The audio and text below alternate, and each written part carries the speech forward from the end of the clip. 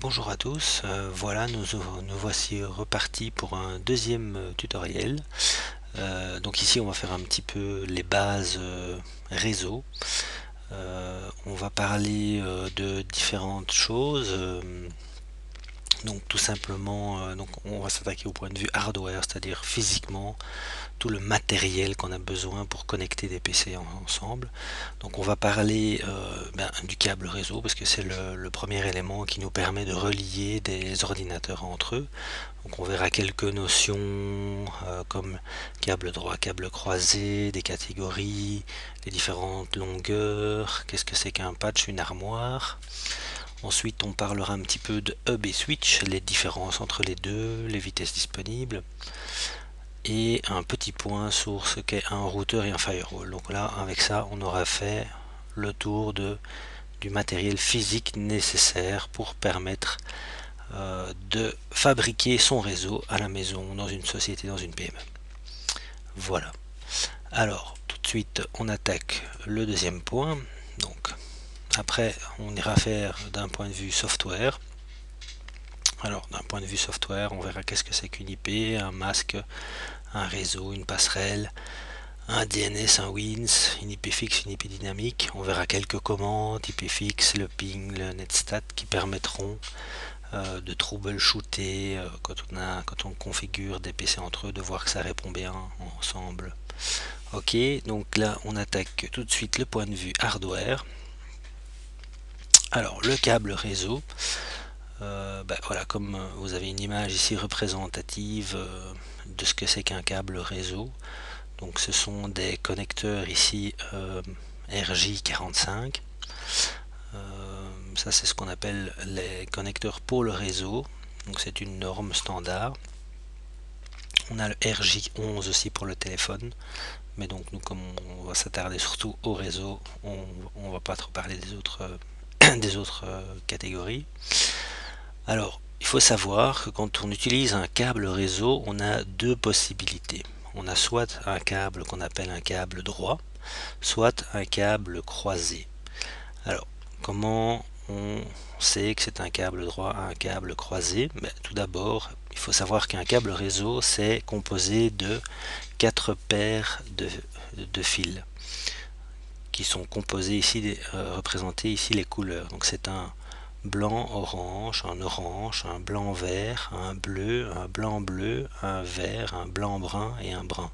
Donc ces 8 fils représentent les connecteurs à l'intérieur du câble réseau qui vont transmettre l'information entre les différents éléments. Switch, un ordinateur, voilà. Alors il y a des codes couleurs à respecter. Donc comme vous le voyez ici, comment est-ce qu'on voit et qu'on repère qu'un câble est correctement configuré? Ici je vous ai mis le code couleur correct. Quand on regarde une fiche réseau, on la prend comme ceci devant soi avec les petites pins devant vous et on commence par le blanc orange, ensuite l'orange, le blanc vert, le bleu, le blanc bleu, le vert, blanc brun brun. Ça c'est le code couleur d'un câble droit. Et donc on aura des deux extrémités du câble les mêmes couleurs. Ok, c'est le câble standard qu'on utilise pour brancher un ordinateur à un switch à un routeur. De façon générale, on utilise ces câbles-là. Alors, de temps en temps, on est amené à utiliser ce qu'on appelle des câbles croisés. Donc, un câble croisé, c'est quoi? C'est un câble pour lequel on a croisé deux paires. En fait, on a croisé les verts et les oranges. Le blanc-orange, on l'a croisé avec le blanc-vert qui était ici. Il est passé ici de l'autre côté, sur le connecteur de l'autre côté. Et l'orange est devenu vert. Ensuite, si vous regardez ici par rapport à là, c'est blanc vert vert, blanc orange bleu, blanc bleu orange, blanc brun brun. Donc ici on commencerait par du vert. Ça montre que c'est une fiche croisée. Voilà. Alors à quoi sert un câble croisé? Par exemple, si vous n'avez que deux ordinateurs, vous ne savez pas les connecter ensemble avec un câble droit. Pourquoi? Parce que dans ce cas de figure là, les portes des cartes réseau doivent être croisés pour permettre de dialoguer ensemble. C'est pour ça qu'on utilise un câble croisé. C'est un des rares cas pour lesquels on a encore besoin d'un câble croisé.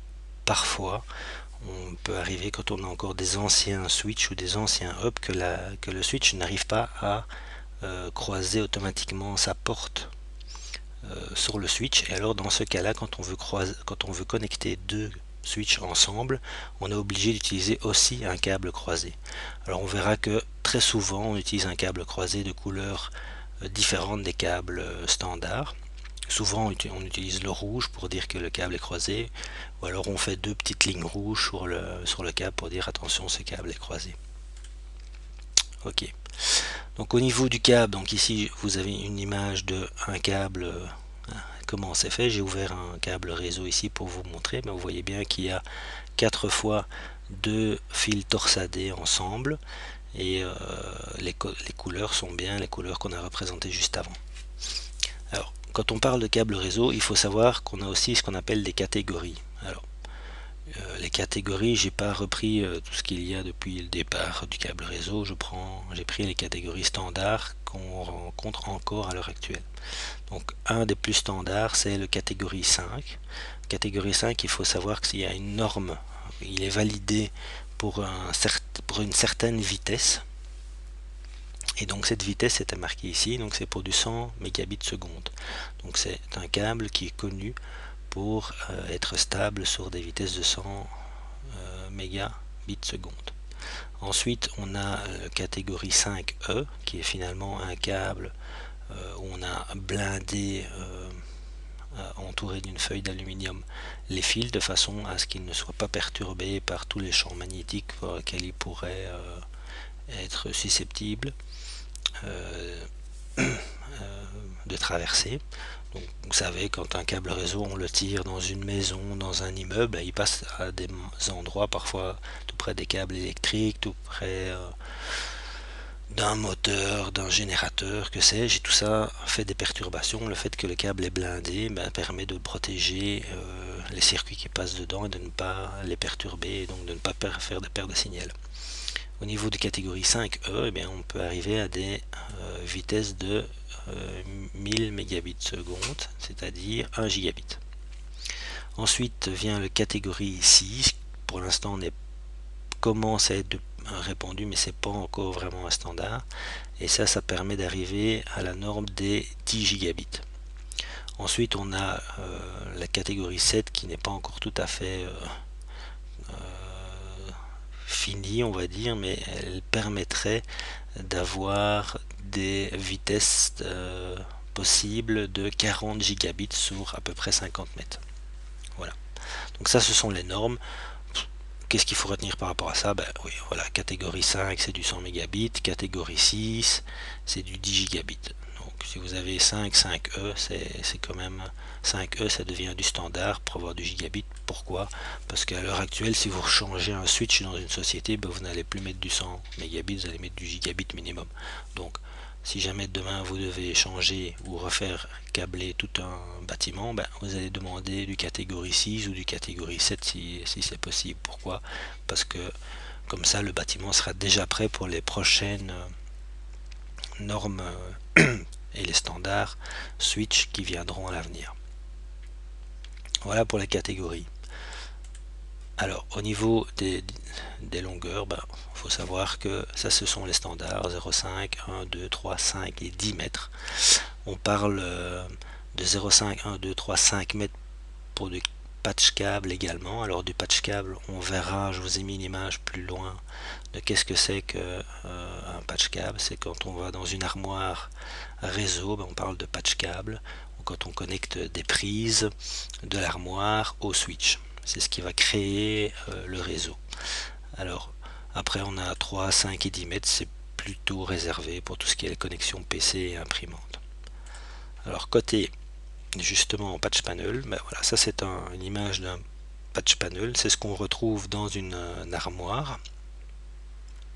Ensuite vous avez vos switches et vous avez les câbles réseau qui sont connectés d'un côté au câble réseau ici, et le deuxième bout du câble réseau arrive dans le switch, et donc tous ces câbles forment une toile et qui permettent de connecter tous les PC entre eux.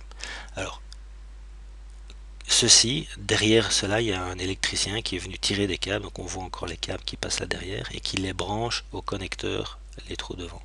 Et donc finalement, il y a ici une référence, par exemple A1, qui serait repris sur la prise dans le mur dans un bureau A1, et donc la prise ici arriverait dans le patch panel ici.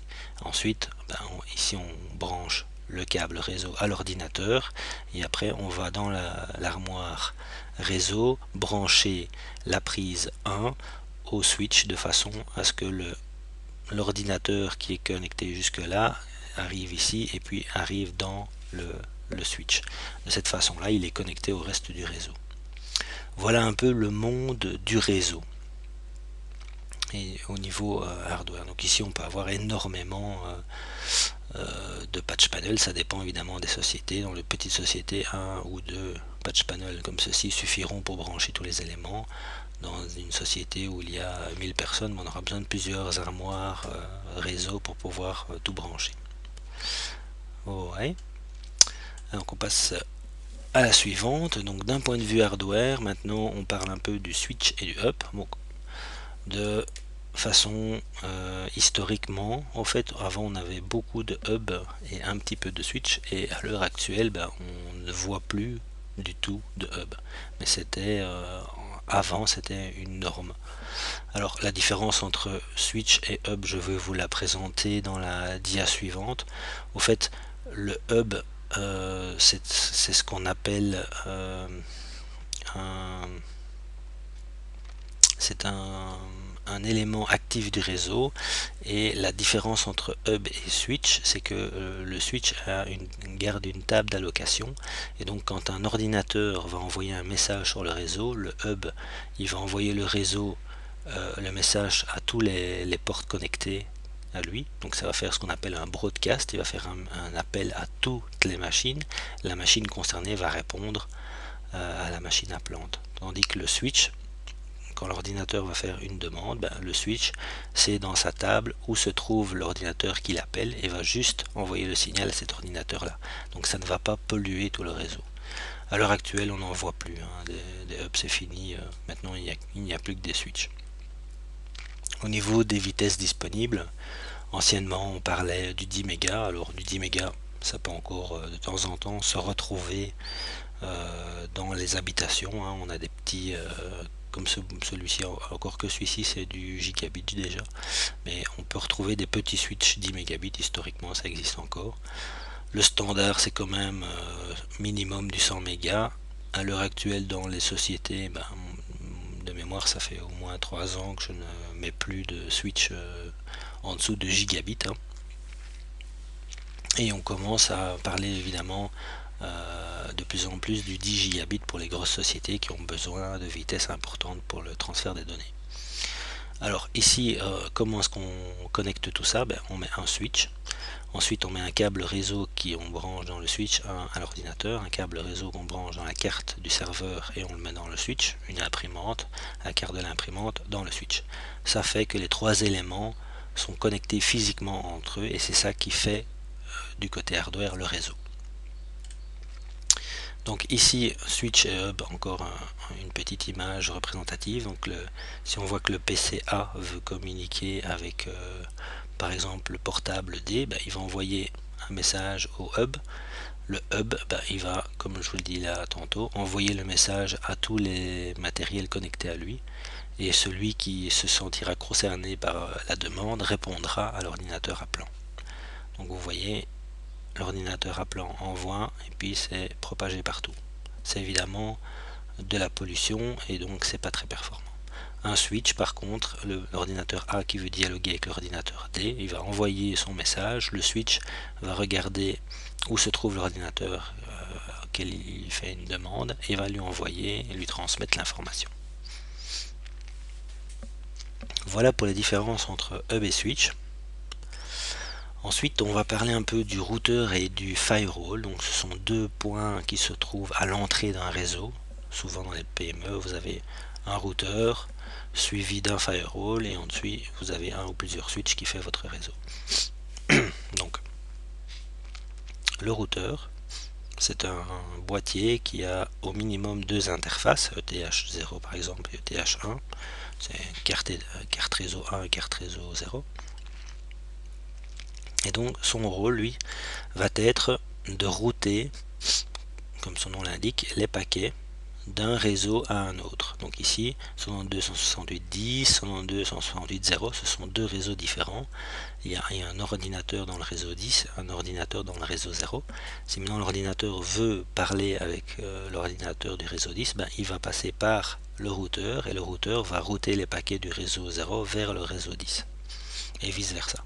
Donc ça c'est vraiment son rôle, lui, il route les paquets, l'information entre les ordinateurs. Donc si maintenant on se remettrait d'un point de vue à la maison, ben, vous auriez ce genre de configuration, donc un routeur la DSL est branchée dessus, et ensuite votre réseau à vous dans lequel vous avez vos ordinateurs. Et bien, donc pour aller vers Internet, il faut sortir de votre réseau, et pour sortir de votre réseau, vous êtes obligé de passer par un routeur.